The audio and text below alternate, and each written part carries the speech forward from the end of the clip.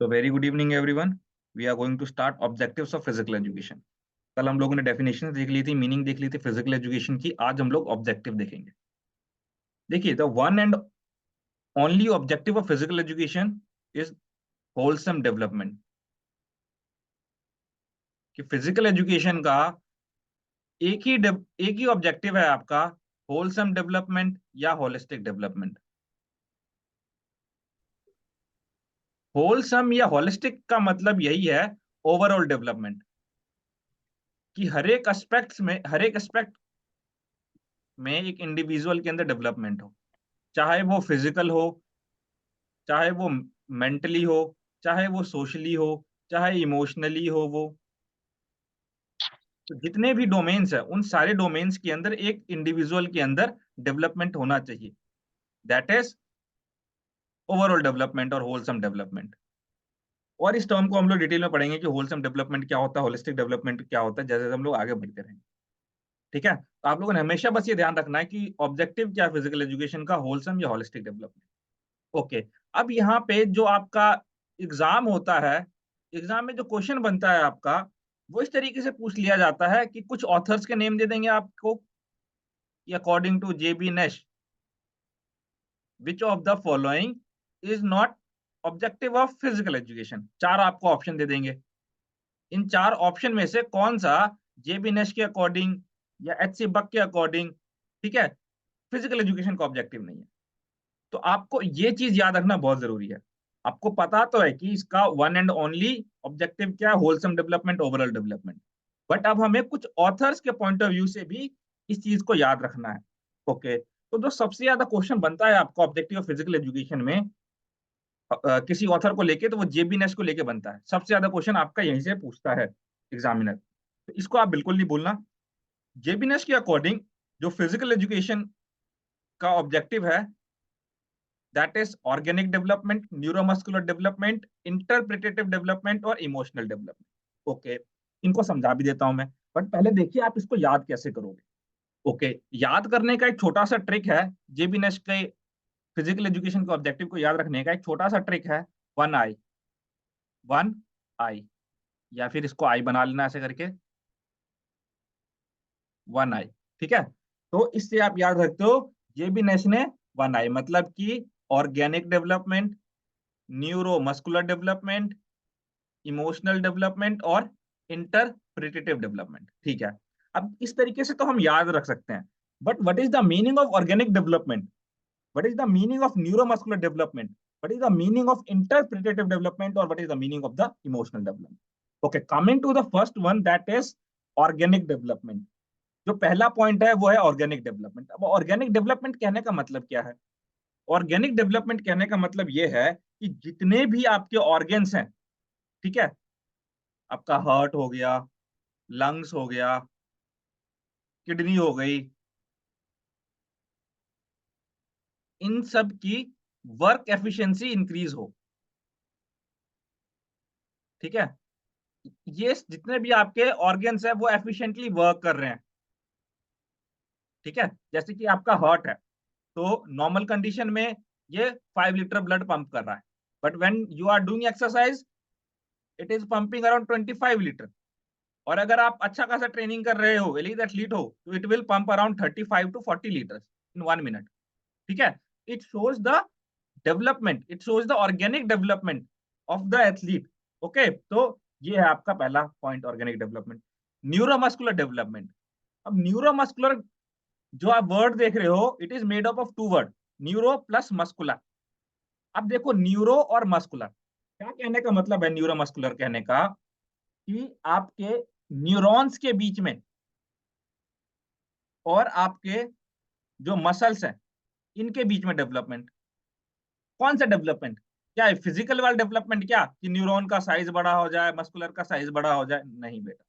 यहाँ पे neuromuscular development कहने का मतलब ये है कि जो आपके ब्रेन से सिग्नल आया है, न्यूरॉन जो सिग्नल लेके आया है, वो कितना जल्दी आपके स्केलेटल मसल्स को दे रहा है, जिसकी वजह से आप एक्टिविटी परफॉर्म कर रहे हो।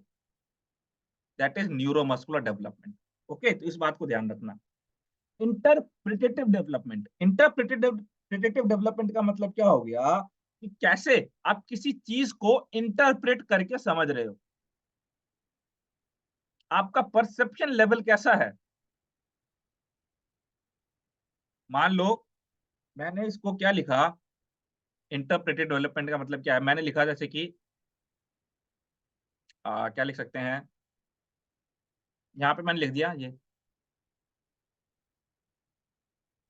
क्या समझते हो इसको, व्हाट इज इट,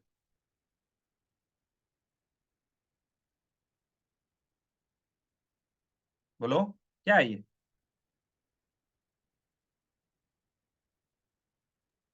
अगर मैं इन दोनों को ऐड करूंगा टू क्या आएगा, प्लस वन ये क्या आएगा इधर। सर 3 आएगा अगर ये 2 है फर्स्ट वाला तो। हाँ ठीक है, तो कहने का मतलब ये है, अब हो सकता है कि मेरे से जब मैं 2 लिख रहा हूँ तो मेरे से गलती से मैंने इस तरीके से लिख दिया, बट आपने क्या किया, अपनी इंटरप्रिटेशन लगाई यहाँ पे, यार ये 2 हो सकता है, ठीक है। तो ये है इंटरप्रिटेशन कहने का मतलब। I hope it is clear now. Okay, what is the meaning of interpretation या इंटरप्रेटेड डेवलपमेंट। इमोशनल डेवलपमेंट सभी को पता है, I don't need to give more insight on it. तो ये चीज है आपकी। जेबी नेश के अकॉर्डिंग कितनी डेफिनेशन है, 4। क्या है शॉर्ट फॉर्म, 1 आई, ठीक है, और बाकी इन सभी के आपको मीनिंग ही पता चल गए। ओके, अब देखिए बुक वॉल्टर के अकॉर्डिंग आपका फिजिकल एजुकेशन का जो ऑब्जेक्टिव है वो है 3। कौन कौन सा, health, worthy use of leisure time, मैंने आपको पहले बता दिया, और एथिकल कैरेक्टर्स। तो ये 3 जो है आप डेफिनेशंस, ये ऑब्जेक्टिव्स आप याद रखोगे अकॉर्डिंग टू बुक वॉल्टर। सबसे इंपॉर्टेंट जेबी नेश का, इसको बिल्कुल मत भूलना। एच क्लार्क के according physical fitness, social efficiency और कल्चर। इससे इस तरीके से आप याद रखोगे इसको एच क्लार्क के अकॉर्डिंग।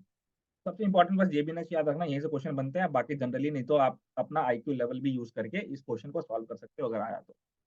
चाल से बचत से जो ऑब्जेक्टिव दिया है वो है physical development, motor and movement development, cognitive and mental development, social development और इफेक्टिव डेवलपमेंट।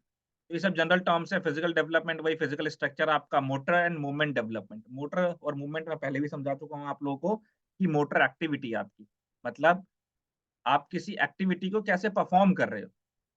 मोटर एक्टिविटी होती है आपकी फिजिकल एक्टिविटी, कि आपके ब्रेन से जो सिग्नल मिला आपके मसल्स को, और उसके बाद कैसे आप एक्टिविटी परफॉर्म कर रहे हो with the help of skeletal muscles, that is motor movement. ठीक है, इस बात को ध्यान रखना। Cognitive and mental development, social development और affective development, these are the common terms. देखिए according to Bloom and Harold M Barrow, this is one of the most important topic for the all TGT and PGT examination. जितने भी आप exam दोगे TGT PGT का या फिर आप UGC net का दो, ये जो आपका ब्लूम टैक्सोनॉमी है ये हर एक एग्जाम के अंदर आता है आपका। ठीक है, तो मैं सिर्फ आपको इसका मतलब बताकर नहीं छोड़ना चाहता कि कॉग्निटिव का मतलब ये है, इफेक्टिव का मतलब ये है, साइकोमोटर डोमेन का मतलब ये है। इसके अंदर और भी कई सारी चीजें आती है, नॉलेज आती है, इंटरप्रिटेशन आता है, कई सारा चीज आता है, 5 पॉइंट आते हैं इसके अंदर, इफेक्टिव के अंदर भी आता है, साइकोमोटर के अंदर भी आता है। तो इसके लिए ना कॉग्निटिव, अफेक्टिव, साइकोमोटर डोमेन, इसको आप ना एक अच्छे तरीके से पढ़ सकते हो। इसकी वीडियो मैं आप लोग को शेयर कर दूंगा क्लास के बाद। इसकी पूरी एक वीडियो है, ये क्लास होगी आपकी, इसको आप अच्छे से समझ लीजिएगा, नोट्स बना लीजिएगा अपना, ये आपको हर एक एग्जाम के अंदर काम आएगा। ठीक है, ब्लूम टैक्सोनॉमी है ये, ब्लूम टैक्सोनॉमी अच्छे से समझ आ जाएगा आपको क्या क्या मतलब है इसका। तो इसलिए यहाँ पे मैं ज्यादा डिफाइन नहीं करूंगा इसको, आप लोग उस वीडियो को जरूर देखिएगा जो मैं आप लोग। ओके, अब आइए career options in physical education. यहाँ तक कोई दिक्कत परेशानी किसी को, सब क्लियर हो रहा है।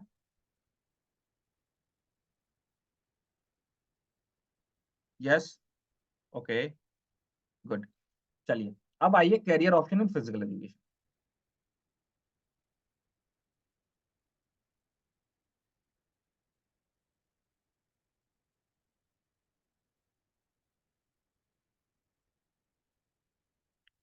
देखिए हमारे फिजिकल एजुकेशन के अंदर मल्टीपल अपॉर्चुनिटीज है। ठीक है, हम लोग टीचर बन सकते हैं, हम लोग प्रोफेसर बन सकते हैं, हम लोग फिटनेस ट्रेनर बन सकते हैं, स्पोर्ट्स इंजीनियर बन सकते हैं, और भी बहुत सारी चीजें। ओके, बट यहाँ पे हम लोग बात करेंगे लिमिटेड टू आर, तो जिससे क्वेश्चन बन सकता है हमारे एग्जाम के अंदर, हम वहां तक लिमिटेड रहेंगे। ओके, देखिए आपके पास, हमारे पास हम अपने फील्ड में मोस्टली फिजिकल एजुकेशन टीचर की बात करते हैं या असिस्टेंट प्रोफेसर बनने की बात करते हैं। तो इनकी ना कुछ बेसिक एलिजिबिलिटी क्राइटेरिया होती है कि अगर आपको फिजिकल एजुकेशन टीचर बनना है या असिस्टेंट प्रोफेसर बनना है तो क्या क्राइटेरिया चाहिए आप। अभी स्कूल में भी आपका प्राइमरी होता है, मिडिल स्कूल होता है, हाई स्कूल होता है। तो कौन-सी क्लास के लिए कौन-सी डिग्री चाहिए आपको? तो सबसे पहले मैं आपको बताता हूँ एनसीटीई यूजीसी। एनसीटी क्या है?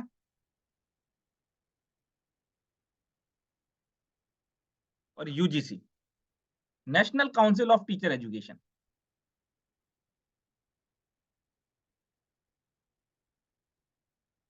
UGC university grant commission.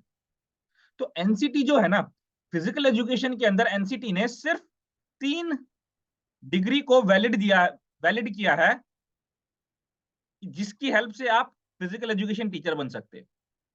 क्या बोला मैंने?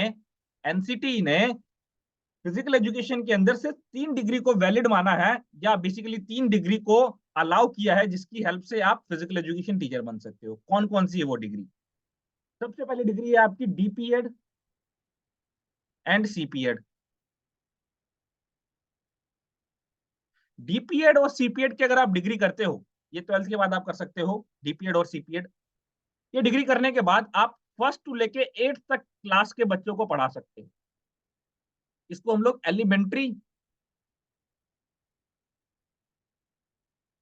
स्कूल के अंदर बोल सकते हैं टीचर आप बन सकते हो, अगर आपके पास डीपीएड और सीपीएड है। इस बात को ध्यान रखिए। अगर आपके पास बीपीएड की डिग्री है, बैचलर ऑफ फिजिकल एजुकेशन की, ठीक है, डीपीएड हो गया आपका डिप्लोमा इन फिजिकल एजुकेशन। अगर आपके पास बीपीएड की डिग्री है और बीपीएड आप कर सकते हो 12th के बाद 4 ईयर इंटीग्रेटेड कोर्स या फिर ग्रेजुएशन के बाद कर सकते हो 2 ईयर इंटीग्रेटेड कोर्स। ओके। तो बीपीएड, अगर बीपीएड की डिग्री है आपके पास, तो आप क्लास 6 टू 10 तक के बच्चों को पढ़ा सकते हो।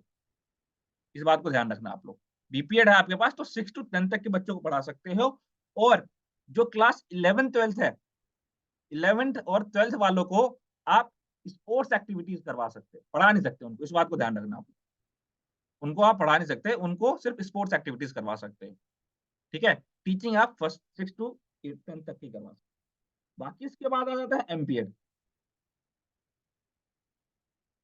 अगर आपके पास एमपीएड की डिग्री है, जो कि आप बैचलर्स के बाद करते हो, बैचलर ऑफ फिजिकल एजुकेशन की बीपीएड के बाद करते हो, तो अगर आपके पास एमपीएड की डिग्री है तो आप 11th एंड 12th क्लास के स्टूडेंट को पढ़ा सकते हो। ठीक है? और इसी से एमपीएड से ही आप क्या हो सकता है, असिस्टेंट प्रोफेसर बन सकते हैं। बट असिस्टेंट प्रोफेसर के लिए एक क्राइटेरिया और ऐड ऑन है। वो क्या क्राइटेरिया है? कि आपको एमपीएड के साथ साथ नेट भी चाहिए। इस बात को आप लोग ध्यान रखोगे, या फिर आपके पास पीएचडी होना है। ठीक है? तो हमने क्या देखा कि एनसीटी ने सिर्फ 3 डिग्री को रिकॉग्नाइज किया है जो फिजिकल एजुकेशन के अंदर टीचर्स बन सकते हैं। देखो नाम ही है एनसीटीई, तो जितने भी टीचर रिलेटेड कोर्सेज हैं वो एनसीटी एफिलिएट करती है, रिकॉग्नाइज करती है। इस बात को हमेशा ध्यान रखना, चाहे बीएड हो या यूपी हो, तो वो एनसीटी रिकॉग्नाइज करेगी। जिस कॉलेज के पास एनसीटी की मान्यता है, ठीक है, वो अगर बीएड करवा रहा है, डीपीएड करवा रहा है, ये सब कोर्सेज करवा रहा है आपका, तो वैलिड है वो। बात को ध्यान। अब आइए, कुछ कोर्सेज और होते हैं हमारे फिजिकल एजुकेशन की फील्ड में। कुछ कोर्सेज और होती है हमारे फिजिकल एजुकेशन की फील्ड में, जैसे कि बीपीई। तो 2014 तक बीपी होता था, लेकिन 2014 के बाद ये बीपी जो है बीपीएस में कन्वर्ट हो गया। 2040 में एनसीटी का रेगुलेशन आया और बोला कि ये बीपी जो है इसको बीपीएस में कन्वर्ट कर दो। ठीक है? और जो आपका एमपी है उसको एमपीएस में कन्वर्ट कर दो। ठीक है? और ये जो कोर्सेज हैं बीपीएस और एमपीएस, ये एनसीटी से रिकॉग्नाइज नहीं है, ये रिकॉग्नाइज्ड है आपकी यूजीसी से। तो इस बात को आप लोग ध्यान रखिएगा, बीपीएस और एमपीएस आपका यूजीसी से रिकॉग्नाइज्ड है। ठीक है? यूनिवर्सिटी ग्रांट कमीशन से रिकॉग्नाइज्ड। एनसीटी से फिजिकल एजुकेशन के फील्ड में सिर्फ 3 कोर्सेज रिकॉग्नाइज्ड है, डीपीएड या सीपीएड, दूसरा बीपीएड और तीसरा एमपीएड। ओके। और बीपीएस और एमपीएस जो है आपका यूजीसी से रिकॉग्नाइज्ड है। अब आते हैं आपके फिजिकल एजुकेशन के अंदर रिसर्च ओरिएंटेड कोर्सेज।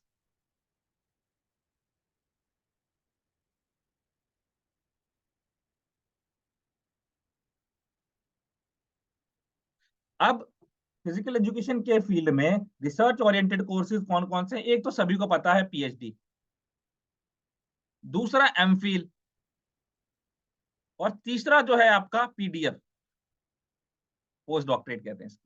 ठीक है, पीएचडी क्या है आपका? रिसर्च ओरिएंटेड कोर्स है।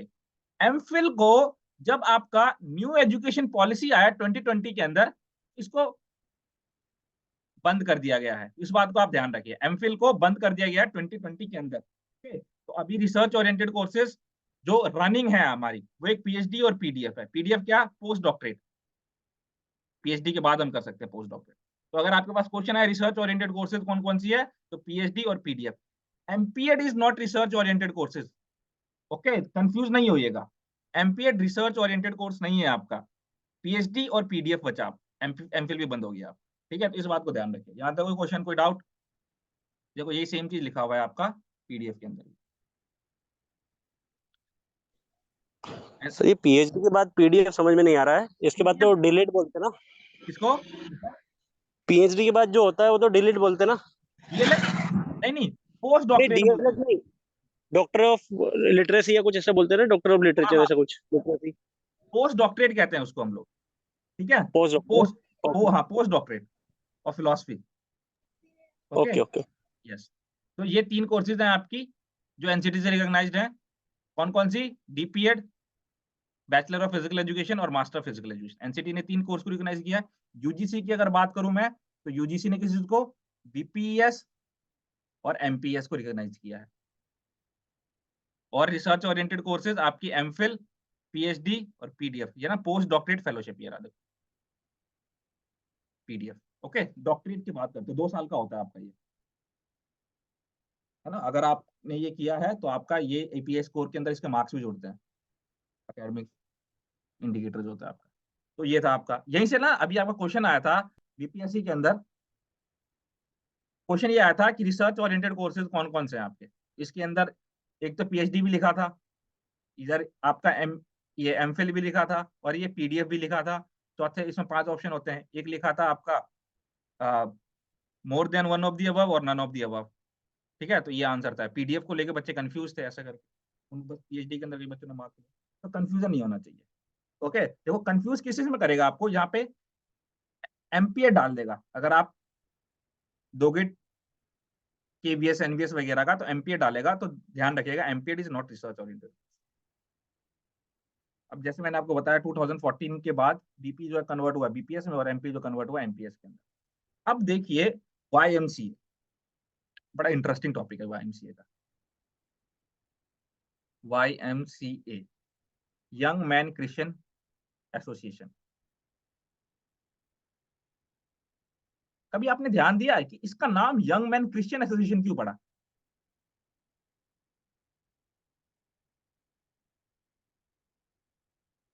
वाईएमसीए का यंग मैन क्रिश्चियन एसोसिएशन क्यों पड़ा? बोलिए। इसकी स्थापना एचसी बख्श साहब ने की थी।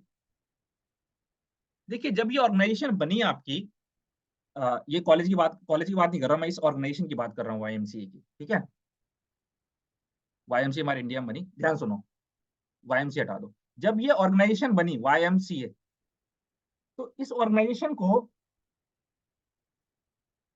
हाँ ठीक है, इस ऑर्गेनाइजेशन को क्या हो गया कि जो इसके फाउंडर थे, मेरी आवाज आ रही क्या आप लोगों को?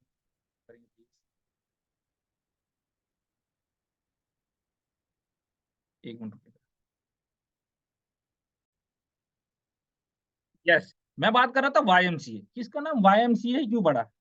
देखो वाईएमसीए के जो फाउंडर है वो है जॉर्ज विलियम।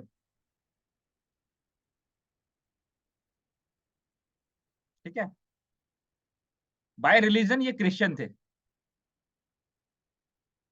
ठीक है, जॉर्ज विलियम ने जब देखा कि उनकी कंट्री के लोग या उनके आसपास सराउंडिंग के जो लोग हैं वो बहुत ज्यादा वीक हैं, बहुत ज्यादा कमजोर हैं, तो जॉर्ज विलियम ने क्या किया, एक ऑर्गेनाइजेशन बनाई। ठीक है, और उस ऑर्गेनाइजेशन का क्या नाम रखा, यंग मैन, मतलब यंग मैन, ठीक है। क्रिश्चियन, क्यों, क्योंकि बाय रिलीजन वो क्रिश्चियन थे, और एसोसिएशन, ये ऑर्गेनाइजेशन बनाई मॉर्गन साहब ने, ठीक है। अब जब ये ऑर्गेनाइजेशन उन्होंने बनाई, इसका मेन मोटिव क्या था उस टाइम पे, कि जो उनके क्रिश्चियनिटी के लोग थे, और स्पेसिफिकली जो यंग मैन थे, उनको कहीं ना कहीं फिजिकली ग्रो करने के लिए, ठीक है, फिजिकल स्ट्रक्चर ग्रो करने के लिए, हेल्थ इंप्रूव करने के लिए, इन सब, ये सब इनके मेन एम्स एंड ऑब्जेक्टिव्स।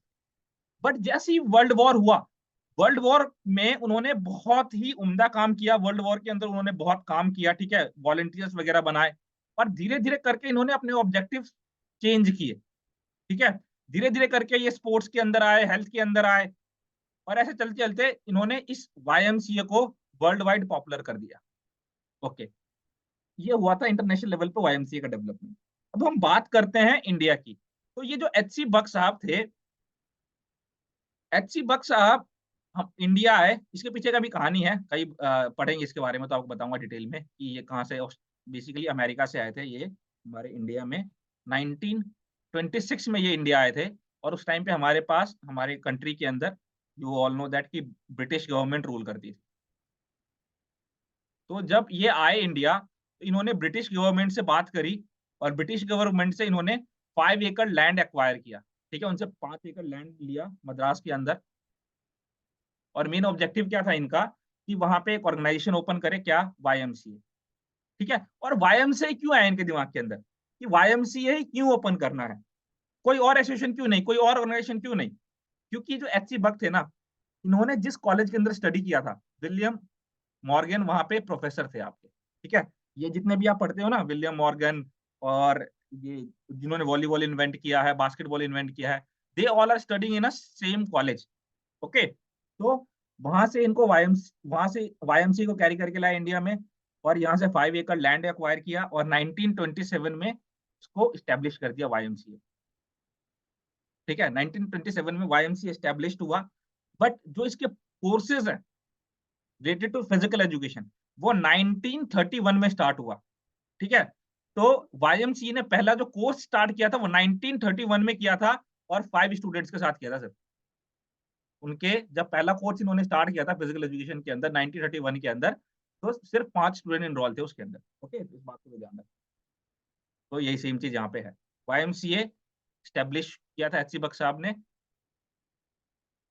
1920, हाँ 1920 में आए थे, 26 नहीं, सॉरी, 1920 में आए थे वो, 26 लिख दिया इसको, ठीक है। तो इन्होंने इसको स्टैब्लिश किया, और एकेडमिक कोर्सेज इनके 1931 में स्टार्ट हुए थे, सीपीएड और डीपीएड के फॉर्म में। ओके, इस बात को ध्यान रखना आप लोग। फिर उसके बाद एलएनआईपी ने बीपी कोर्स स्टार्ट किया था 1957 के अंदर। तो सबसे पहले क्या, सीपीएड और डीपीएड स्टार्ट हुआ आपका 1931 के अंदर। फिर उसके बाद आपका बीपी स्टार्ट हुआ 1957 में, एलएनआईपी के अंदर, आप सभी को पता है। फिर बीपीएड हुआ, फिर उसके बाद एमपीएड आपका 1962 63 में, फिर पीएचडी, एमफिल। तो ये सीक्वेंस में आप इस तरीके से लगा सकते हो कोर्सेज। ओके, सबसे सर पहला बीपीएड कोर्स का ईयर क्या है सर? बीपीएड कोर्स का देखो, अगर स्पेसिफिक ईयर देखोगे आप, तो 1972 आपको देखने को मिलेगा। ओके, बट क्या है कि बीपी को ना,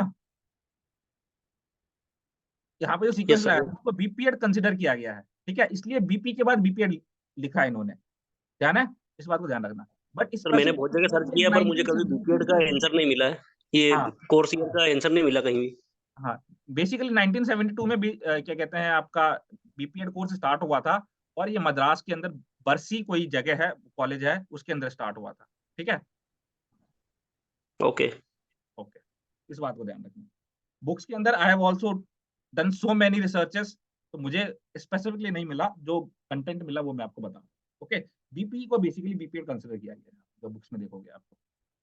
जैसे मैंने आपको बताया, एमफिल जो है 2020 एनईपी 2020 के हिसाब से बंद कर दिया गया है, इस बात को आप लोग ध्यान रखें।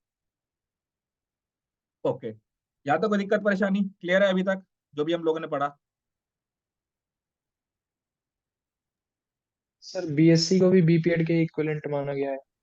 बीएससी को भी बीपीएड के इक्विवेलेंट माना गया है, उसमें तो कोई दिक्कत नहीं है। बट अब जैसे कि आपका एनवीएस का देखोगे, अभी एनवीएस ने क्या कर दिया, बीपीएड कंपलसरी कर दिया, ठीक है, इसको इक्विवेलेंट नहीं माना है। ओके, ये डिपेंड करती है ऑर्गेनाइजेशन के ऊपर। अब यस सर, डीएसएसबी जैसे क्योंकि केवी में हाँ, काफी बच्चे का मतलब अभी जॉब लगी थी तो उनने बीएससी के बेस पे फॉर्म फिल किए थे और जॉब yes। भी उनकी हो गई थी। तो अभी क्या है, एनवीएस मोस्टली जगह आप देखना बीपीएड ही चलेगा आपका, बीपीएड ही कंसिडर करेंगे इसको, धीरे 4 ईयर। धीरे चेंज कर रहे हैं। हाँ, चेंज चेंज कर देंगे, ठीक है। इस बात को ध्यान रखिए, जैसे एनईपी लागू होगा बहुत चेंजेस देखने को मिलेगा आपको, फिजिकल भयंकर वैकेंसीज आने वाली है। चलिए, अब आते हैं, यहाँ तक आई होप आप लोग सभी क्लियर होगा। अब आइए स्पोर्ट्स कंपटीशन इन इंडिया। देखिए, हमारे इंडिया के अंदर स्पोर्ट्स कंपटीशन तो बहुत सारे हैं, ठीक है। और जब से नीरज चोपड़ा साहब ने मेडल लाया है तब से तो मतलब माहौल बहुत ज्यादा बदल गया। मैं बताऊंगा आपको कहानी इसकी कि कैसे क्या क्या सीक्वेंस चेंजेस हुआ है, बट उससे पहले कुछ बेसिक टर्म समझ लीजिए तो आपके एग्जाम पॉइंट ऑफ व्यू में आता है। इंट्रामुरल और एक्स्ट्रामुरल। जैसे आपको पता है इंट्रा मतलब क्या होता है, देखो एक चीज ना ध्यान रखना हमेशा, आप मेरे पास पढ़ रहे हो तो चीजों को समझने की कोशिश करना हमेशा। जो बच्चे पहले पढ़ चुके हैं दे ऑल नो कि आपके वर्ड के अंदर प्रीफिक्स और सफिक्स होता है। ओ- तो इन प्रीफिक्स का कुछ ना कुछ मतलब होता है और इस सफिक्स का भी कुछ ना कुछ मतलब होता है। मतलब प्रीफिक्स मतलब क्या, जो भी वर्ड है उसके स्टार्टिंग के कुछ अक्षर। सफिक्स मतलब क्या, जो इस वर्ड है इसके लास्ट के कुछ अक्षर, ठीक है। तो स्टार्टिंग के कुछ अक्षर मिलके आपको एक मीनिंग देता है। जो अगर ये वर्ड है, हर एक स्टार्टिंग के जो ये अक्षर है वो हर एक वर्ड में सेम रहेंगे, वो बदलने वाला नहीं है आपका। जैसे अगर मैं बोलूँ आपको लॉगी, लॉगी मतलब क्या होता है, बोलिए। अध्ययन करना। अध्ययन करना या स्टडी ऑफ। अब अगर मैं बोल दूं आपको साइटोलॉजी, तो क्या बोलोगे, स्टडी ऑफ सेल्स, सेल्स। ठीक है। हिस्टोलॉजी, उत्तक। ठीक है, study of study of tissues. Tissue. और क्या देख रहे हो, इस लॉगी का मतलब क्या है, सेम ही हो रहा है, स्टडी ऑफ, ठीक है। Nephrology, study of neuron. Frown. Nephron, ठीक है। तो ये आपका लॉगी का मतलब क्या है, स्टडी ऑफ। इस बात को हमेशा ध्यान रखना। तो ये क्या है, लास्ट वाला वर्ड जो है इसको हम लोग कहते हैं सफिक्स। ये आपका इंग्लिश का टॉपिक है, बस हल्का सा बताया तो मैं। स्टार्टिंग का कुछ है, जैसे मान लो स्टार्टिंग का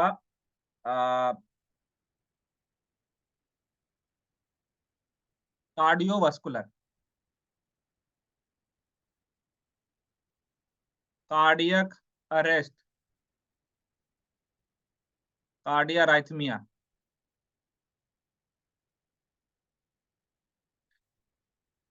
अब यहां से आपको क्या पता चल गया कि यार इस जो कार्डी है ना, कार्ड कार्ड ठीक है, इसका मतलब क्या होता है, कार्डियो का मतलब क्या होता है, बेसिकली जनरली ये रिलेट करता है आपके हार्ट से, ठीक है। तो इसका मतलब भी क्या है, हार्ट। कार्डियक, यहाँ पे कार्डियक, इसका मतलब क्या हो गया, हार्ट से रिलेट कर रहा है। ये रहा कार्डिया, ये भी क्या है, आपके हार्ट से रिलेट कर रहा है। तो क्या होता है ऐसे वर्ड, ये होते हैं प्रेफिक्स आपके। तो आपको बार बार ये चीज रटने की जरूरत नहीं पड़ती, बस एक बार समझ आ गया आपको प्रेफिक्स, तो एनाटॉमी एंड फिजियोलॉजी बहुत ज्यादा इजी लगेगी आपको, ठीक है। तो इस बात को हमेशा ध्यान रखिएगा, आपको रटने की जरूरत नहीं है इन सब की, मैं आपको बताता चलूंगा। तो आइए, हम लोग अभी किस टॉपिक के ऊपर थे, हम लोग थे इंट्रामुरल और एक्स्ट्रामुरल पे। इंट्रामुरल और एक्स्ट्रामुरल बहुत क्वेश्चन आता है आपका। और अब पहले तो स्ट्रेट फॉरवर्ड क्वेश्चन पूछ लिया जाता था, अब थोड़ा घुमा के क्वेश्चन पूछते हैं इंट्रामुरल और एक्स्ट्रामुरल। तो आप सभी को ही पता होगा कि इंट्रामुरल वैसे कंपटीशन होते हैं जो एक कॉलेजेस या यूनिवर्सिटी के बाउंड्रीज के अंदर खेली जाती है, ठीक है। इंट्रामुरल ऐसे कंपटीशन होता है जो स्कूल के या कॉलेजेस के बाउंड्रीज के अंदर खेली जाती है। एक्स्ट्रा मुरल कंपटीशन ऐसे कॉम्पिटिशन्स होते हैं जो बाउंड्रीज के बाहर जाके खेला जाता है। जैसे अगर मैं इंट्रामुरल का एग्जांपल दूं, तो ये आपका एक स्कूल है, स्कूल के अंदर आपका हाउस है, गांधी हाउस, नेहरू हाउस, ठीक है, अलग अलग आपके हाउसेस बने हुए हैं। तो आपके स्कूल के अंदर ही इन हाउसेस के बीच में कंपटीशन, या क्लास के बीच में, 9th का कंपटीशन 10th के साथ, 11th के साथ, 12th के साथ, ठीक है। तो आपका स्कूल के अंदर ही जो कंपटीशन हो रहा है, उस टाइप के कंपटीशन को हम लोग इंट्रामुरल कंपटीशन। एक्स्ट्रामुरल कंपटीशन क्या हो गया कि मान लो ये एक कॉलेज है, इसका कॉलेज है ये भूपेंद्र का, ठीक है, ये भूपेंद्र का कॉलेज है। ये कॉलेज है दलजीत का। ये कॉलेज है अंकुश का, ठीक है। तो ये क्या है, इसका इसके साथ मैच हो रहा है, इसका इसके साथ मैच हो रहा है, इसका इसके साथ मैच हो रहा है। तो बाउंड्री, स्कूल की बाउंड्रीज के बाहर जाके ये स्टेडियम है, मान लो स्टेडियम के अंदर आप लोग सब आए और मैच खेल रहे हैं। तो इस टाइप के कंपटीशन को हम लोग एक्स्ट्रा मुराल कंपटीशन कहते हैं, ठीक है। मतलब तो हमें समझ आ गया। तो अब क्वेश्चन एग्जामिनर इससे नहीं पूछेगा, क्वेश्चन क्या पूछेगा आपसे, अब इन इंट्रा मुराल के कुछ ना कुछ आपके ऑब्जेक्टिव्स हैं, एक्स्ट्रा मुराल के कुछ ना कुछ ऑब्जेक्टिव्स हैं। तो यहां से क्वेश्चन पूछता है आपसे और यहीं से आपको फंसाने की कोशिश करता है छोटी छोटी चीजों में। तो इंट्रामोरल का बेसिक मेन मोटिव क्या है, इंट्रामोरल का अगर मैं आपको जनरल सेंस से बताना चाहूं तो मेन मोटिव इसका ये है, मास पार्टिसिपेशन, मास पार्टिसिपेशन है, तो मेन है इसका रिक्रिएशन और हेल्थ को इंप्रूव करना, ठीक है। इसका क्या है एक्स्ट्रामुरल का मेन मोटो, एक्स्ट्रामुरल का मेन मोटो है कि भाई आप कंपटीशन के अंदर पार्टिसिपेट करो, ये है।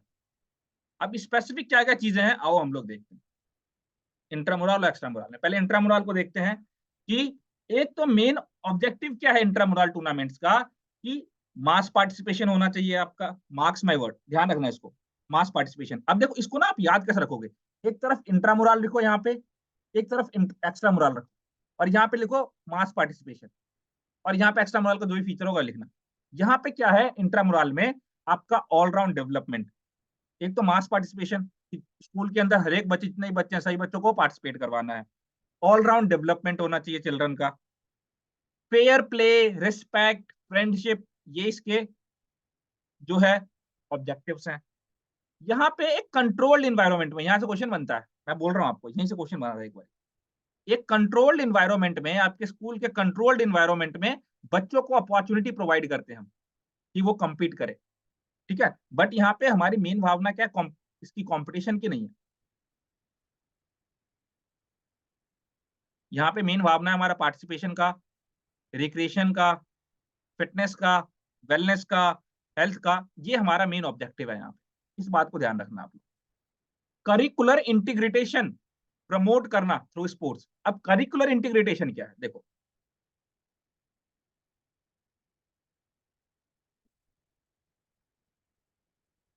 करिकुलर इंटीग्रेटेशन,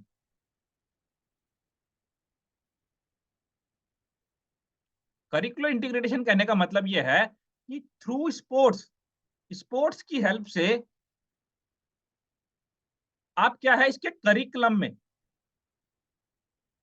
आप हेल्प कर रहे हो कि उसका जो स्टडी है, एकेडमिक स्कोर है उसका, या एकेडमिक परफॉर्मेंस जो है वो इंक्रीज। जैसे एग्जांपल मैं बताता हूँ, मान लो आप में से क्या है, एग्जांपल के लिए शुभजीत है, मैच चल रहा है वॉलीबॉल का, ठीक है, इसको शुभजीत को स्कोरिंग पे बिठा दिया, अलग से बाहर से तो नहीं मंगाते हम लोग, जब इंटरनल कंपटीशन चलता है तो स्कूल के ही हमारे टीचर्स रहेंगे, स्टूडेंट रहेंगे, ठीक है, इसको स्कोरिंग में बिठा दिया। अब मान लो इसको काउंटिंग नहीं आती अच्छे से या थोड़ा बहुत आता है, तो यहाँ पे क्या है, जब वो स्कोरिंग कर रहा है उसको ना बहुत कुछ सीखने को मिलेगी, ठीक है। जब यहाँ पे स्कोरिंग करेगा, देखेगा यहाँ पे ये सब चीज करेगा, तो यहाँ पे उसको ना बहुत कुछ सीखने को मिलेगा, ठीक है। तो यही आपका करिकुलर इंटीग्रेटेशन है कि स्पोर्ट्स की हेल्प से आप बच्चों को हेल्प कर रहे हो कि उनका एकेडमिक परफॉर्मेंस इंक्रीज हो। बाकी इसके अलावा और कुछ अगर मैं आपको एग्जांपल बताऊं, तो मान लो कि अगर हम छोटे बच्चे को कुछ कंपटीशन वगैरह टाइप का करवा रहे हैं, रिक्रिएशन एक्टिविटी करवा रहे हैं, तो मान लो मैंने ये सर्कल्स बना दिए यहाँ पे, ठीक है, इसके अंदर लिख लिया 1 4 7 9 3 2 10, ठीक है। अब यहाँ पे डाल दिया मैंने, यहाँ पे तो बोल रहा हूँ कि चलो जंप करो 10 के ऊपर, फिर मैंने बोल दिया 2 के ऊपर जंप करो, फिर मैंने बोल दिया 4 के ऊपर, फिर बोल दिया 9 के ऊपर, ठीक है। इससे यहाँ पे इनके जो जो एक एथलीट, सॉरी, जो एक जो स्टूडेंट होगा उनका मेंटल लेवल इंक्रीज होगा यहाँ पे, ठीक है। तो हम स्पोर्ट्स की हेल्प से या फिजिकल एक्टिविटी की हेल्प से उनके एकेडमिक स्कोर को या एकेडमिक परफॉर्मेंस को इंप्रूव कर रहे हैं। That is what is here, that is what, that is a curricular integration. Okay, first, यहाँ पे फर्स्ट स्टेज में हम लोग लीडरशिप क्वालिटीज डेवलप करते हैं, इमोशंस को कंट्रोल करवाना सिखाते हैं, कॉर्पोरेशन सिखाते हैं, ठीक है। तो इन सब बातों को भी आप लोग ध्यान रखें। तो यहाँ पे की पॉइंट्स क्या क्या है आप लोग मुझे बताएंगे, अब बताइए। यहाँ पे अगर मैं इंट्रामुरल का, जिसका नाम लूंगा आप लोग बताएंगे मुझे, इंट्रामुरल का अगर मैं ऑब्जेक्टिव्स बताऊं क्या क्या है।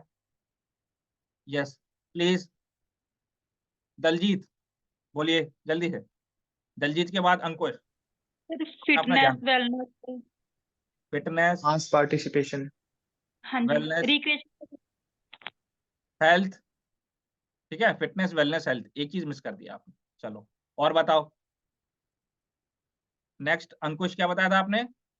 मास participation, mass participation, very good. Yes Shubhajit, after that Shubhra. बोलो बोलो जल्दी बोलो बोलो। Curricular इंटीग्रेटेशन,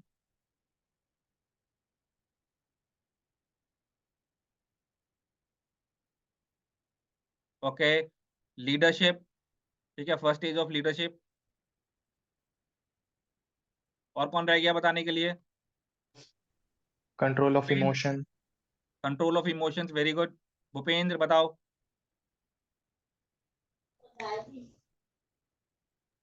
skills, development of skills. Skills, कौन सी स्किल्स? स्किल्स डेवलपमेंट यहाँ पे कैसे आएगा? सर ऑर्गेनाइजेशनल स्किल तो एक्स्ट्रा मोरल में आ जाएगा ना। अरे organizing skill sir. Organizing skills आप डेवलप कर सकते हो, correct. Organizing skills yes develop, yes. ठीक है। लेकिन स्किल सिर्फ लिखा हो तो वो एक्स्ट्रा मोरल में आ जाएगा, क्योंकि स्किल्स को हम लोग फिर कंसिडर करेंगे स्पोर्ट्स स्किल का, ठीक है, अगर इंडिविजुअल सिर्फ स्किल लिखा हो तो। और बताइए एक इंपॉर्टेंट चीज कि कंट्रोल्ड इन्वायरमेंट में, इम्प्रूवमेंट जो थी, ठीक है। और टैलेंट आइडेंटिफिकेशन। नहीं, टैलेंट आइडेंटिफिकेशन इसमें नहीं आएगा। किसका माइक डबल ऑन है? भूपेंद्र माइक ऑफ कर लो, ठीक है। यहाँ पे देखो क्या है, हमने क्या देखा, ऑब्जेक्टिव देखा यहाँ पे, इंट्रामुरल का ऑब्जेक्टिव देखा। अब इसकी ना ऑब्जेक्टिव के बाद आपके इंट्रामुरल के सिग्निफिकेंस भी है। अब सिग्निफिकेंस में क्या होता है आपका कि इस यहाँ पे आप सेलेक्ट करते हो एक्स्ट्रा मोरल के लिए, ठीक है। तो ये चीज है, टैलेंट आइडेंटिफिकेशन नहीं आएगा। टैलेंट आइडेंटिफिकेशन आपका उसके अंदर आ जाएगा, एक्स्ट्रा मोरल के अंदर। फिर group cohesion, professional experience, health, recreation, mass participation, ये सब तो हम पहले देख चुके हैं। तो यहाँ पे एक हम एक्स्ट्रा मोरल के लिए सिलेक्शन करें, इस बात को ध्यान सर इंट्रामुरल से अपन टैलेंट तो फाइंड कर सकते हैं ना? फाइंड आउट कर सकते हो। एक तो वो भी तो आप ऑब्जेक्टिव है सर। एक मिनट, पहले आप डबल हो रहा है आपका, थोड़ा ऑफ कर लीजिए, मैं बता रहा हूँ। यस हाँ भूपेंद्र बोलिए।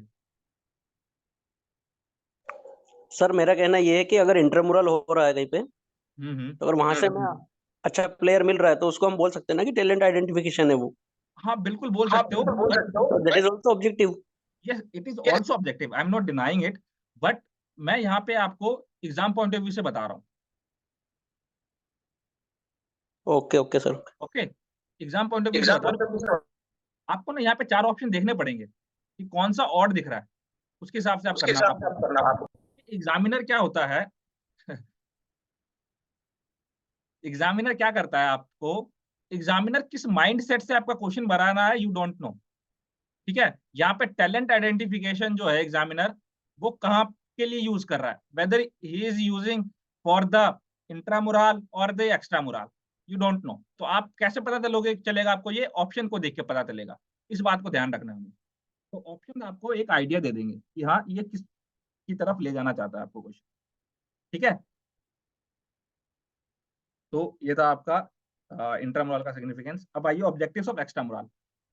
एक्स्ट्रामुरल बहुत इजी है आपका, ठीक है। सबसे पहला ऑब्जेक्टिव क्या है कि हाई परफॉर्मेंस को या हाईएस्ट लेवल में आपको किसी एथलीट को ले जाना होता है, ठीक है, उसको उस परफॉर्मेंस जो है उसको डेवलप करवाना होता है। फिर उसके बाद इंटीग्रेशन विद अदर इंस्टीट्यूशंस, जो भी दूसरे इंस्टीट्यूशन, जैसे मैंने बताया था भूपेंद्र का इंस्टीट्यूशन है, दलजीत का इंस्टीट्यूशन है, शुभ्रा का इंस्टीट्यूशन है, तो उसके बीच में इंटीग्रेटेशन, ओके। फिर करियर स्पोर्ट्स के अंदर, और social cultural economical development through. तो ये सब ऑब्जेक्टिव्स हैं आपके एक्सटर्नल के, जो बहुत ईजी है, आप आराम से एलिमिनेट कर सकते हैं।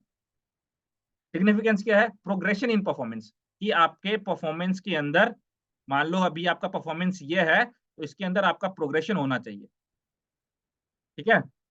फिर साइकोलॉजिकल फैक्टर्स को आपको ये इंप्रूव करता है, लेवल ऑफ फिटनेस इंप्रूव करता है, या सोशलाइजेशन इंप्रूव। तो हमने एक चीज ये भी देखा कि हमारा इंट्रामुरल में भी और एक्स्ट्रा मुरल फिटनेस तो दोनों में इंप्रूव हो रहा ही नहीं हो रहा।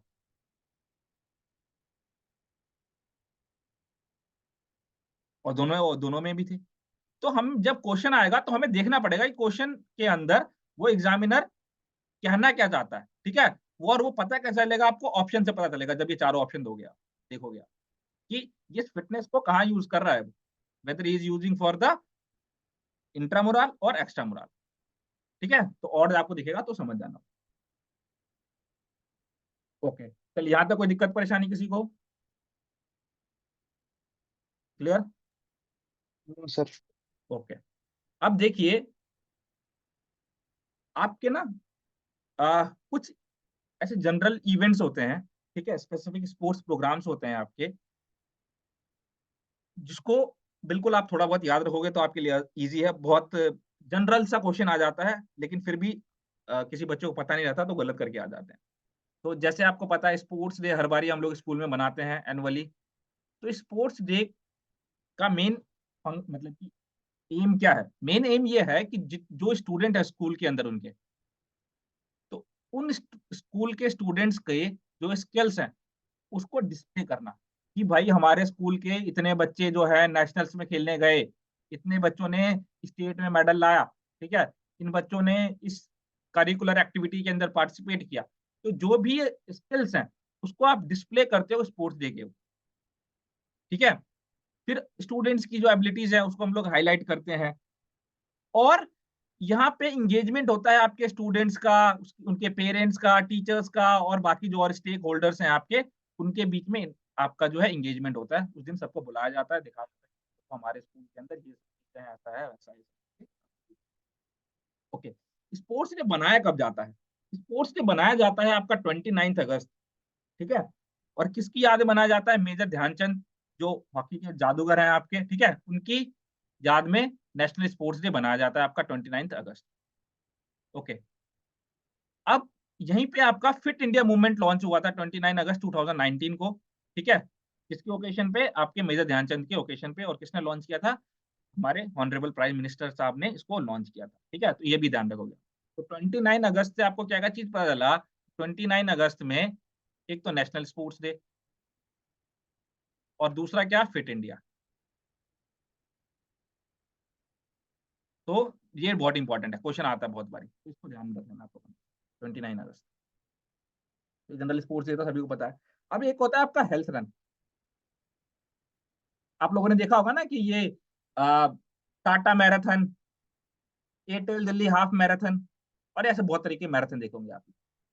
ओके, तो ये जो हेल्थ रन होती हैं आपकी, वो बेसिकली आपकी सोसाइटी के अंदर जो हेल्थ का स्टैंडर्ड है उसको इम्प्रूव करने के लिए होता है।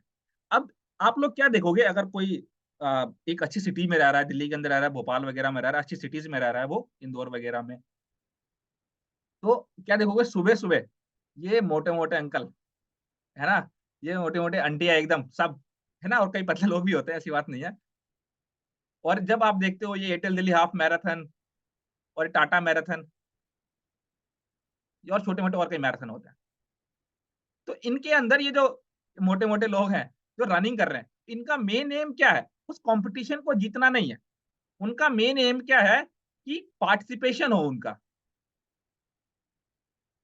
ठीक है, पार्टिसिपेशन हो उनका, और इसकी वजह से वो उनका हेल्थ थोड़ा अच्छा रहे। इसी बहाने थोड़ा बहुत रनिंग कर लेंगे, वॉक कर लेंगे, इसकी वजह से उनकी हेल्थ ठीक रहेगी। तो ये जो हेल्थ रन होते हैं आपके, बेसिकली आपकी सोसाइटी के अंदर एक तो अवेयरनेस के लिए होता है। अवेयरनेस कैसे? अब जो आपका रन हो रहा है, यहाँ पे कई सारे लोग आएंगे जिसकी वजह से वो रनिंग करेंगे, तो यहाँ पे एक आपका हेल्थ को लेके अवेयरनेस स्प्रेड करते हैं, ठीक है। एक तो ये होता है हेल्थ रन में।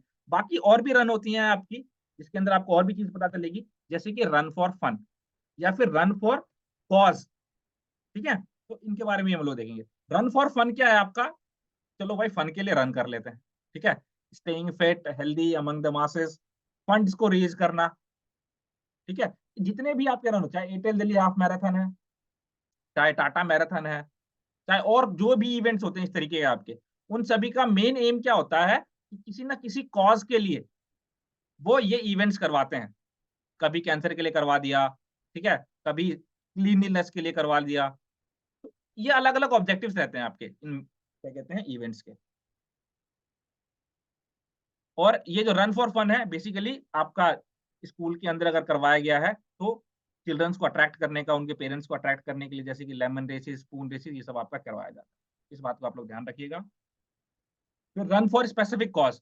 अब जैसे आप लोगों ने देखा होगा कई मैराथन्स होती हैं आपकी, वो स्पेसिफिक क्या रहता है कि इस मैराथन का करवाने का मेन मोटिव क्या है, यही कि जो कैंसर पेशेंट है उनको जितने भी हम लोग एंट्री फीस लेंगे, उन एंट्री फीस को हम लोग उन कैंसर पेशेंट को देंगे और उनकी हेल्थ को इंप्रूव करेंगे, ठीक है।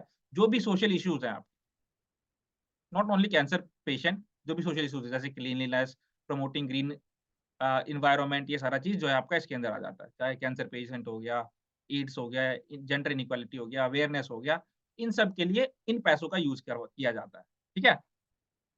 और ये जितने भी रन्स होती हैं आपकी, ये हमेशा एक एनजीओ करवाती है, ठीक है। अब जैसे एयरटेल दिल्ली हाफ मैराथन है या टाटा मैराथन है, तो इनके ना खुद एनजीओ बना रखी है इन लोगों ने, और उस एनजीओ की हेल्प से ये वो इवेंट को कंडक्ट करते हैं। रन फॉर यूनिटी, ठीक है। यूनिटी मतलब आपका ब्रदरहुड, ठीक है। तो मान लो आप लोग को देखते होंगे कि कई बार अगर कोई दिल्ली से है तो हमारी जो आर्मी है वो भी इस टाइप के इवेंट्स करवाती है। किसी को पता है, सुना है किसी ने? तो वो क्यों? ब्रदरहुड के लिए, इंटीग्रिटी के लिए, हमारे कम्युनिटी के अंदर, स्टेट के अंदर, नेशन के अंदर। तो उसको रन फॉर यूनिटी बोलते हैं, साथ लाने के लिए। तो this was the run for unity. Okay, चलिए थोड़ा सा और देखते हैं आगे, भी टाइम हमारे पास। और अब need and importance of sports competition in school. तो जो भी आपके स्पोर्ट्स कंपटीशन है उसकी क्या नीड और इंपॉर्टेंस है। सबसे पहले ओवरऑल डेवलपमेंट, सभी को पता है। जो भी आपके स्किल्स हैं उसको एम्पलीफाई करना, ठीक है। और बच्चों के अंदर लीडरशिप क्वालिटीज डेवलप करना, ऑबिडियंस, रूल को फॉलो करना, वैल्यूज, इन सबको डेवलप करना। टेंशन को रिलीज करना, डिप्रेशन को ओवरकम करना, ठीक है, अग्रेशन को ओवरकम करना, और स्पोर्ट्स के अंदर पार्टिसिपेशन करना। ये जनरल नीड एंड इंपॉर्टेंस है, तो ये सभी को पता ही होगा, इसके ऊपर नहीं आते। अब कुछ आपके स्पोर्ट्स कंपटीशन है नेशनल लेवल के, जैसे नेशनल गेम्स। ध्यान रखना आप लोग, नेशनल गेम्स को पहले हम लोग ओलंपिक गेम्स के भी नाम से जानते थे, ठीक है। और ये एक मल्टी इवेंट है। मल्टी इवेंट कहने का मतलब नेशनल गेम्स के अंदर बहुत सारे इवेंट्स, जैसे एथलेटिक्स भी होता है, नेटबॉल भी होता है, बास्केटबॉल भी होता है, हैंडबॉल भी होता है। तो ये क्या है? मल्टी इवेंट गेम्स है। अब जब मान लो कि अगर आपका सिर्फ बास्केटबॉल का इवेंट हो रहा है, बास्केटबॉल का आपका कंपटीशन हो रहा है, तो ये मल्टी इवेंट नहीं है, ठीक है।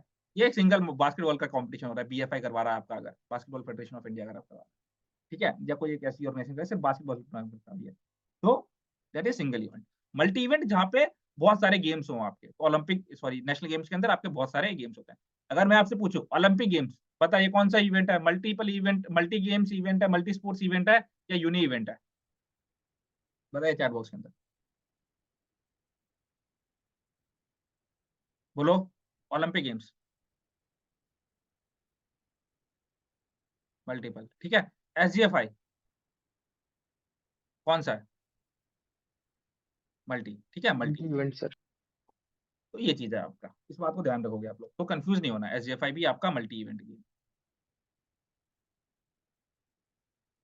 1954 में एसजीएफआई बना था आपका, ठीक है, सभी को पता होगा। School games federation of India, सभी ने रट रखा होगा इसको। 1954 में बना। अब इसकी कहानी बताता हूँ मैं एसजीएफआई की आप लोगों को। और इसके अंदर आप ध्यान रखना कि 24 स्टेट जो है इसके मेंबर्स हैं, इस ऑर्गेनाइजेशन के अंदर, एसजीएफआई के अंदर 24 स्टेट्स जो है इसके मेंबर्स हैं। और 1959 में मुंबई के अंदर मीट हुई थी, जहां पे डिसीजन लिया गया था कि जो आपके नेशनल गेम्स है, एसजीएफआई जो कंपटीशन होंगे, उसको दो डिफरेंशिएट कर दिया गया था, एक समर गेम्स और एक विंटर गेम्स। इसको ध्यान रखना आप। अब आइए खेलो इंडिया के ऊपर। अब खेलो इंडिया की थोड़ी सी मैं हिस्ट्री बताता हूँ मैं आपको। अच्छा, आपको पता है क्या, एक चीज बताता हूँ आपको, आपको क्या लगता है खेलो इंडिया क्यों स्टार्ट किया गया? बोलिए, यस किसी को पता है तो।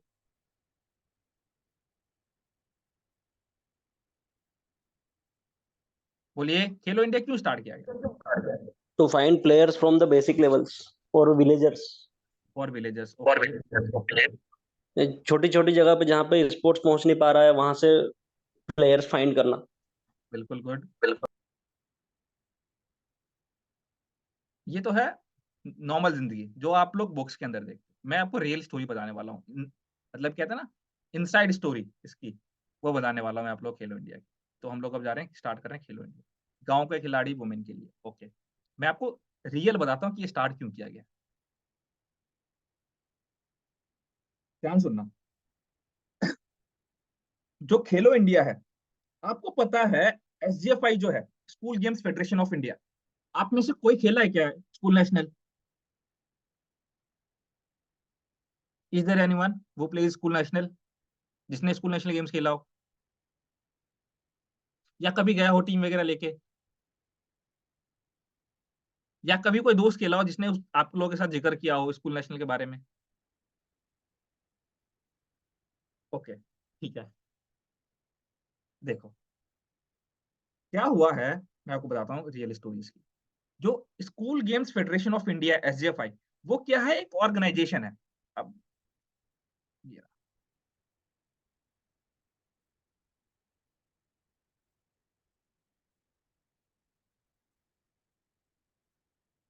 एसजीएफआई क्या है, एक ऑर्गेनाइजेशन है जो बेसिकली एनजीओ है। ये जो सोसाइटीज एक्ट के अंदर रजिस्टर्ड है आपका, जो स्टार्टिंग में आपके आगरा के अंदर रजिस्टर्ड सोसाइटीज एक्ट के, ठीक है।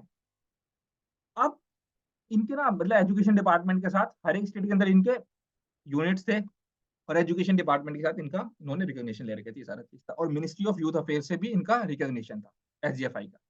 तो जितने भी फंड होते, जितने भी कंपटीशन होते थे एसजीएफआई के, ये मिनिस्ट्री ऑफ यूथ अफेयर से पैसे लेते थे, फंड्स लेते थे, अपने ग्रांट्स अप्रूव करवाते थे और अपना कंपटीशन थे। बट एसजीएफआई के अंदर ना बहुत धांधली होती थी, मैं आपको रियल स्टोरी बताऊं। एसजीएफआई के अंदर बहुत ज्यादा धांधली होती थी, करप्शन होता था, ठीक है।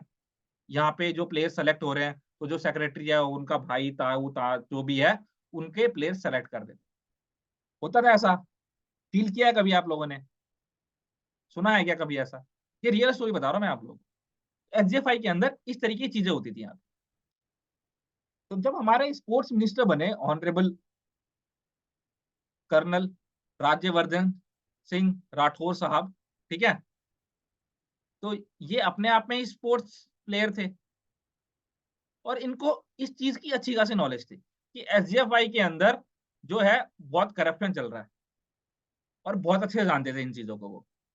और एसजीएफआई एक ऐसा रास्ता है कि जो बेसिकली टैलेंट को बाहर निकाल के लाता है। क्यों?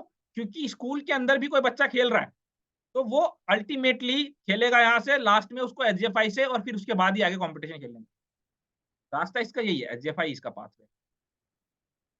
तो इसको ठीक करने के लिए राज्यवर्धन सिंह राठौर साहब ने क्या किया, बोला यार इसकी कमान बांधनी पड़ेगी। तो मिनिस्ट्री जो है ना, वो डायरेक्टली इसके अंदर इंटरफेयर नहीं कर सकती, इनको कुछ नहीं बोल सकती। कुछ गलत करेंगे तभी तो कुछ करेंगे ये, तो इनकी गलतियां सामने आती नहीं थी। तो अब क्या किया जाए? तो राठौर साहब ने क्या किया कि बोला यार एक ना नया कुछ करते हैं, कुछ एक नया फ्रेम आउट करते हैं। इन्होंने क्या बोला कि हम एक इनिशिएटिव स्टार्ट कर रहे हैं खेलो इंडिया के नाम से, जिसका मेन मोटिव क्या रहेगा खेलो इंडिया का, कि जो स्कूल में स्टूडेंट्स पढ़ते हैं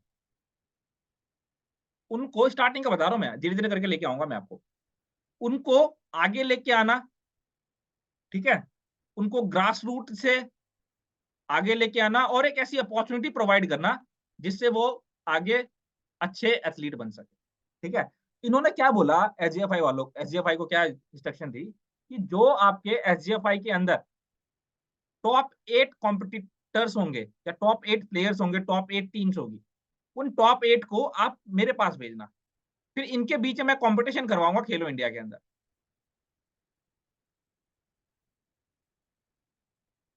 तो स्टार्टिंग में इन्होंने ये किया खेलो इसके साथ, एसजेएफआई के साथ। तो एसजेएफआई क्या करता था, अब अगर वो वीक प्लेयर लेके आ रहे हैं, कमजोर प्लेयर लेके आ रहे हैं और उनको जितवा रहे हैं एसजेएफआई के अंदर, तो खेलो इंडिया के अंदर आएगा तो उसकी तो परफॉर्मेंस ऐसी ही पता चल जाएगी, ठीक है। और यहाँ पे पूरा का पूरा रोल किसका है, मिनिस्ट्री का रोल है, यहाँ पे मिनिस्ट्री का कंट्रोल है। यहाँ पे मिनिस्ट्री का कोई कंट्रोल नहीं है, यहाँ पे जो इंडिविजुअल है, जो सेक्रेटरी या प्रेसिडेंट है, उनका कंट्रोल है। इसमें बस ये है प्रेजेंट है, बट सारा कंट्रोल मिनिस्ट्री का, सारा फंड्स मिनिस्ट्री होती है, सब कुछ। ओके, तो यहाँ से टॉप 8 प्लेयर लेके आए और यहाँ पे भी कॉम्पिटिशन कर। तो जब स्टार्टिंग में इन्होंने ये चीज करवाई तो इनको बहुत तगड़ा सक्सेस मिला, राठौर साहब को बहुत तगड़ा सक्सेस मिला। 2018 के अंदर आपका जो है खेलो इंडिया स्कूल गेम्स हुआ था फर्स्ट टाइम, और बहुत तगड़ा सक्सेस मिला। इन्होंने क्या किया, इस खेलो इंडिया स्कूल गेम्स को फर्दर फिर इंक्रीज किया और खेलो इंडिया यूथ गेम्स कर दिया इसको। ये सारे ईयर्स वगैरह सब कुछ बताऊंगा मैं, इसको कॉन्सेप्ट को समझो पहले। इन्होंने क्या किया, खेलो इंडिया यूथ गेम्स कर दिया। अब यूथ गेम्स के अंदर फर्दर उन्होंने 17 ईयर्स स्कूल स्टूडेंट्स और 21 ईयर्स जो है वो कॉलेज स्टूडेंट्स को अलाउ कर दिया। फिर इसमें भी उनको बहुत तगड़ा सक्सेस मिला।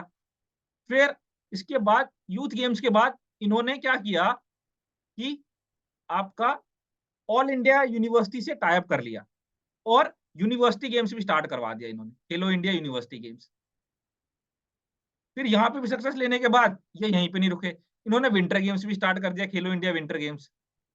और फिर यहाँ पे भी नहीं रुके ये, ठीक है। इतने मतलब यहाँ पे आपका मिनिस्टर चेंज हो चुके थे, अनुराग सिंह जी का रोल आ गया था। फिर इन्होंने क्या किया, खेलो इंडिया पैरा गेम स्टार्ट करवा दिया अभी, जो रिसेंटली आपका दिल्ली के अंदर हुआ है।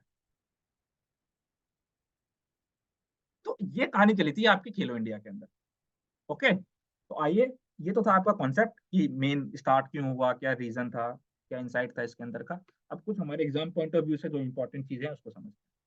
देखो, बोलने के लिए जो रियल स्टोरी थी वो मैंने आपको बताई, बट आपके एग्जाम पॉइंट ऑफ व्यू से गवर्नमेंट ने क्या बोला था खेलो इंडिया को स्टार्ट करने से पहले कि हमारी ऑलरेडी 3 स्कीम चल रही हैं, उन तीनों को हम लोग मर्ज कर लेते हैं और हम एक स्कीम बनाते हैं जिसका नाम रखेंगे हम लोग खेलो इंडिया प्रोग्राम। तो कौन कौन सी स्कीम थी, एक तो राजीव गांधी खेल अभियान स्कीम था, दूसरा अर्बन स्पोर्ट्स इंफ्रास्ट्रक्चर स्कीम था, और तीसरा national sports talent search scheme था।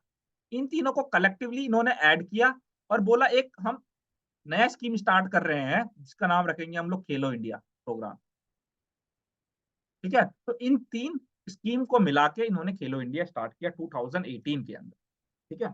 न्यू दिल्ली के अंदर पहला आपका खेलो इंडिया स्कूल गेम्स हुआ था। बट जब भी कोई ना स्कीम हो या कोई भी पॉलिसी हो या प्लान हो तो इनको पास करना होता है कैबिनेट से। जब तक कैबिनेट के अंदर ये चीज पास नहीं होगी तब तक इंप्लीमेंट नहीं होगा, ये आपका देखने को नहीं मिलेगा प्रैक्टिकली। तो कैबिनेट के अंदर कब पास हुआ, ये 20 सितंबर 2017 को कैबिनेट के अंदर आया और यहाँ पे ये जो आपका स्कीम है वो पास हो चुका था कैबिनेट से। और इसके कुछ महीने बाद ही, ठीक है, 31 जनवरी 2018 को ऑनरेबल प्राइम मिनिस्टर साहब नरेंद्र मोदी जी ने जो है खेलो इंडिया स्कूल गेम्स का इनॉग्रेशन किया न्यू दिल्ली के अंदर जवाहरलाल नेहरू स्टेडियम। ओके, सबसे पहला अगर आपका क्वेश्चन बने सबसे पहला खेलो इंडिया स्कूल गेम्स या खेलो इंडिया गेम्स कहाँ हुए थे, तो वो आप लोग ध्यान रखना, न्यू दिल्ली के अंदर 31 जनवरी 2018 में हुआ था और उसका इनॉग्रेशन हमारे प्राइम मिनिस्टर साहब ने किया। ओके, इस बात को आप लोग ध्यान रखना। दूसरा चीज, मैंने आप लोग को जैसी बताया कि खेलो इंडिया स्कूल गेम से जैसी सक्सेस मिला, इन्होंने खेलो इंडिया यूथ गेम कर दिया। तो 2019 में इन्होंने खेलो इंडिया स्कूल गेम को रीनेम कर दिया खेलो इंडिया यूथ गेम्स, जिसके अंदर फर्दर मैंने आपको बताया ना 2 पार्ट में डिवाइड हो गया, 17 और 21 एज कैटेगरी के अंदर डिवाइड कर दिया। वहीं पे इसी सीक्वेंस में इन्होंने 27 फरवरी 2019 को खेलो इंडिया ऐप लॉन्च किया और इसका जो बजट था खेलो इंडिया का 2017-18 का जो फाइनेंशियल ईयर और 19-20 का, उसके अंदर जो बजट था दैट इज 1756 करोड़, सिर्फ खेलो इंडिया का बजट था ये, सिर्फ खेलो इंडिया का। स्पोर्ट्स का बजट और था, ठीक है। इसकी भी कहानी बताऊंगा स्पोर्ट्स का बजट कितना था और इतना ज्यादा हाई क्यों बढ़ा। अब मेन जो इसका खेलो इंडिया का मेन ऑब्जेक्टिव क्या है, एक तो मास पार्टिसिपेशन, ज्यादा पार्टिसिपेशन, और दूसरा कि आपका जो हमारी कंट्री है इसके अंदर जो स्पोर्ट्स है उसको प्रमोट करना। देखो अभी हमारी जब ये लोग ना प्रॉपर रिसर्च करते हैं, जब भी कोई स्कीम आ रहा है, कुछ आ रहा है, तो प्रॉपर रिसर्च के साथ ये लोग प्लान पॉलिसी बनाते हैं। तो जब रिसर्च किया गया ना, तो पाया गया, इन लोगों ने क्या पाया, जो आपके मिनिस्ट्री के अंदर लोग बैठे थे, इन्होंने पाया कि हमारे इंडिया के अंदर सिर्फ टोटल पॉपुलेशन का 5% पॉपुलेशन ही जो है वो स्पोर्ट्स के अंदर इन्वॉल्व है। तो इन्होंने क्या बोला कि यार हम खेलो इंडिया स्कीम ला रहे हैं ना, तो हमारा एक मेन मोटिव ये भी है कि इस 5% के रेशियो को बढ़ाना है और ज्यादा लोगों को यहाँ पे हमने पार्टिसिपेट करवाना है स्पोर्ट्स के अंदर, ताकि हमारा जो नेशन है वो स्पोर्ट्स के अंदर अच्छा क्या कहते हैं पार्टिसिपेशन हो और अच्छा परफॉर्मेंस हो हमारा इंटरनेशनल लेवल। तो ये मेन ऑब्जेक्टिव था, ग्रासरूट लेवल से डेवलप करना था स्टूडेंट्स को, प्लेयर्स को, ठीक है, यूथ को। तो ये था फर्स्ट खेलो इंडिया यूनिवर्सिटी गेम जो है आपका, वो 2020 में हुआ था, Kalinga institute of industrial technology, KIIT, ठीक है। अब ये जो KIIT है ना, ये KIIT भी जो है आपका बीजेपी के मिनिस्टर है उड़ीसा के अंदर, उनका ये इंस्टीट्यूट मतलब कि क्या कहते हैं कॉलेज है, यूनिवर्सिटी है आपका, ये इनके स्कूल्स भी हैं, यूनिवर्सिटीज भी हैं, Kalinga institute of industrial technology के, ठीक है। तो ये बीजेपी के मिनिस्टर हैं आपके, उन्हीं का ये यूनिवर्सिटी था और यहीं पे इन्होंने यूनिवर्सिटी गेम लॉन्च किया था, ठीक है। और बहुत तगड़ा, बहुत शानदार है, बहुत अच्छा इंफ्रास्ट्रक्चर है इसका, क्या है मैंने देख रखा है। ओके, तो ये चीज है आपका। फिर उसके बाद फर्स्ट खेलो इंडिया प्रोग्राम जो है आपका दिसंबर 10 से 17 2023 न्यू दिल्ली के अंदर हुआ, खेलो इंडिया पैरा गेम जस्ट अभी कुछ महीने पहले हुआ आपका। और first edition of Khelo India winter games जो है आपका वो 2020 में हुआ था, कहाँ पे, लेह लद्दाख गुलमर्ग और कश्मीर में, ठीक है, गुलमर्ग तो कश्मीर में ही है आपका। तो यहाँ पे आपका फर्स्ट खेलो इंडिया विंटर गेम्स हुआ। ओके, तो आज के लिए बस इतना ही है, बाकी इसको कल कंटिन्यू करेंगे, ठीक है, मिशन वगैरह और सारा चीज जो है ऑब्जेक्टिव। टाइम हो गया, टाइम से ज्वाइन हो जाइए आप लोग।